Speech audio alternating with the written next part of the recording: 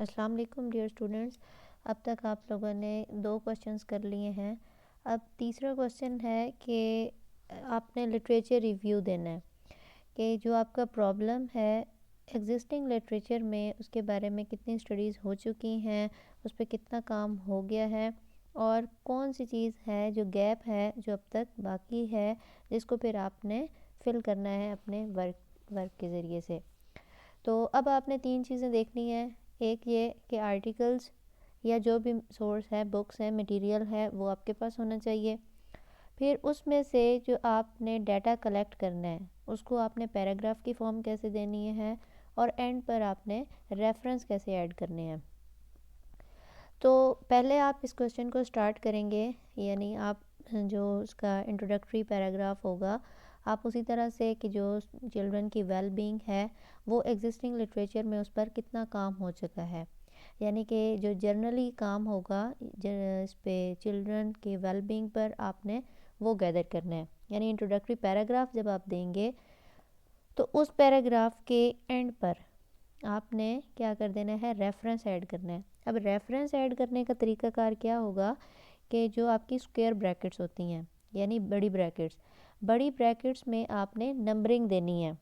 ठीक है, अब वो नंबरिंग आपने कैसे देनी है, आप पहले चाहे उस ब्रैकेट्स को ऐसे ही एम्प्टी ब्लैंक छोड़ सकते हैं और एंड पर भी आप उसमें नंबरिंग ऐड कर सकते हैं।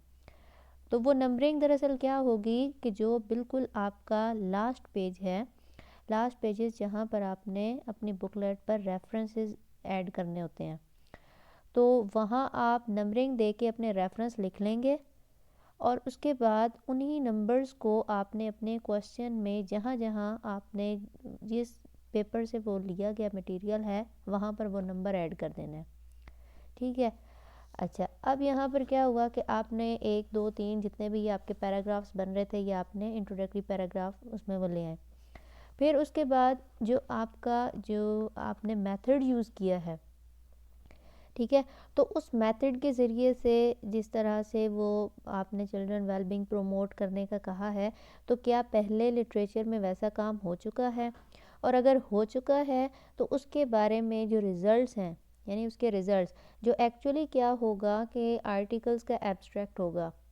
ठीक है, एब्स्ट्रैक्ट में से आपको समझ आ जाएगी कि क्या वाकई ही ये काम इस तरह से हुआ हुआ है। तो आपने उसमें से आप कोई 1 2 पैराग्राफ ले लेंगे जो आपके रिलेट कर रहे होंगे, यानी कंक्लूजन कह लें कि जो कंक्लूजन होगा आपने उस आर्टिकल का कंक्लूजन अपने इस क्वेश्चन में ऐड कर देना है और उसका इसी तरह से जो रेफरेंस है ब्रैकेट्स के ज़रिए आपने ऐड कर देना है।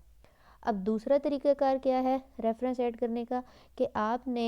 यानी कि जो रिसर्चर होगा जिसका वो आर्टिकल होगा उसका आपने नाम लिख देना है।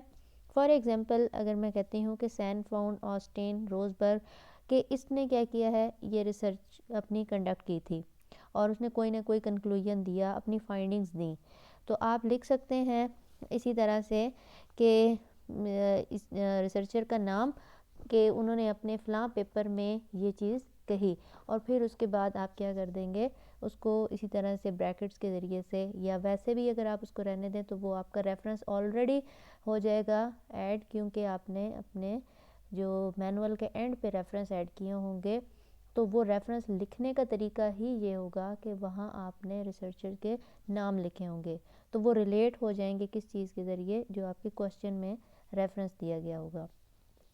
तो इसी तरीके से इसमें आपने कोई ख़ुद से लिखना नहीं है, ये सारा काम वही होता है जो ऑलरेडी हो चुका होता है और आपने कॉपी पेस्ट ही करना होता है, या आप अपनी फाइंडिंग्स के मुताबिक जितना आपको समझ आती है उन आर्टिकल्स में से आपने वो चीज़ गैदर कर लेनी है और उसको लिख देना है। चाहे आप उसको अपने वर्ड्स में लिखें या वो सेम एज़ इट इज़ भी आप लिख सकते हैं, उसमें कोई इतना हर्ज नहीं है। तो उसके अलावा ये सारा कुछ करते करते आपने एंड पे इसी चीज़ को सम अप कर देना है, मुख्तलिफ़ फाइंडिंग्स बता के ये जो आपकी चिल्ड्रन वेलबींग थी इसके ज़रिए से जो आपका मेथड है उसके ज़रिए से इम्प्रूव हो सकती थी, ऐसा होता था वैसा होता था, ये सारी बातें आपने उनकी पहले वालों की लिख देनी है। एंड पे फिर जो है आप थोड़ा सा उस चीज़ को करेंगे कि जो आपका गैप होगा, ठीक है, आपने उस गैप को थोड़ा सा हाईलाइट कर देना है कि इस चीज़ की अभी लिटरेचर में कमी थी जो फिर आपकी रिसर्च के ज़रिए से वो पूरी हो जाएगी। तो ऐसा नहीं करना कि 2 या 3 ही आर्टिकल्स या उस तरह से रेफरेंस आपने ऐड करने हैं, कम से कम तो आप 20-25 इतने रेफरेंस अपने ऐड करें इस मैनुअल में। Thank you.